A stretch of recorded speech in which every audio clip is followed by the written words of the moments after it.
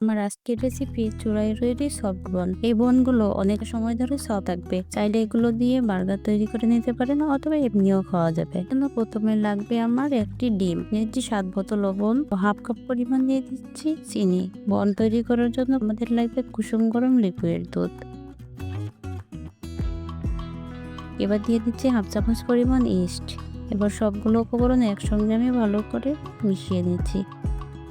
এবারেতে দিয়ে দিচ্ছি আমি 1.5 কাপ পরিমাণ ময়দা। প্রথমে 1 কাপ পরিমাণ ময়দা দিয়ে এটাকে ভালো মতো মাখিয়ে নিচ্ছি। এবার এতে দিয়ে দিচ্ছি আবারও হাফ কাপ পরিমাণ ময়দা।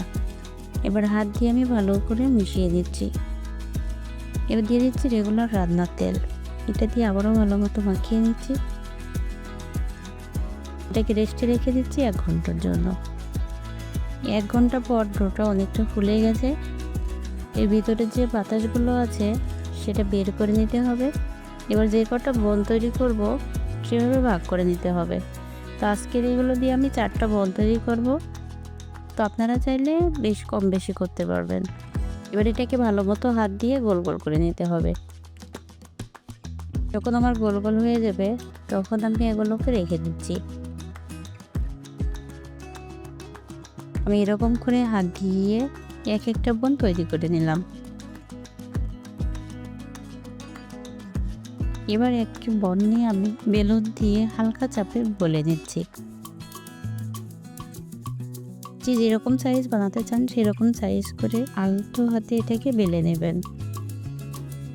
এবার এর উপরে দিয়ে দিচ্ছি সাদা তিল। এবার একটা কিশমিশ দিয়ে এটাকে ডেকোরেশন করে নিচ্ছি। এরকম করে আমি সবগুলো বনকে তৈরি করে নিচ্ছি। এবার চুলায় একটি প্যান বসিয়ে দিলাম। তেলটা হালকা গরম হয়ে গেলে এবার আমি একটা একটা করে বনগুলোকে দিয়ে দিচ্ছি। একদম কড়া আছে এটাকে জাল করব না, হালকা লো আছে এটাকে জাল করে দিচ্ছি। প্রয়োজন হলে উপর থেকে একটু একটু করে তেল ছড়িয়ে দেবো। তেলে দেওয়ার পর এরকম করে এটা ফুলে আরো ডাবল হয়ে যাবে এবং খুব সুন্দর একটা কালার চলে আসবে। কিছুক্ষণ এরকম করে ভেজে নেওয়ার পর দুই পাশে আমার খুব সুন্দর কালার চলে এসেছে। এবার হয়ে গেছে আমার সবগুলো বন তৈরি। তো এই বনটা কিন্তু ভিতর থেকে খুবই সফট হয়েছে। তো আশা করছি আজকের রেসিপিও ভালো লেগেছে সবার কাছে। সবাইকে অনেক অনেক ধন্যবাদ জানিয়ে আজকের মতো এখানেই বিদায় নিচ্ছি। আল্লাহ হাফেজ।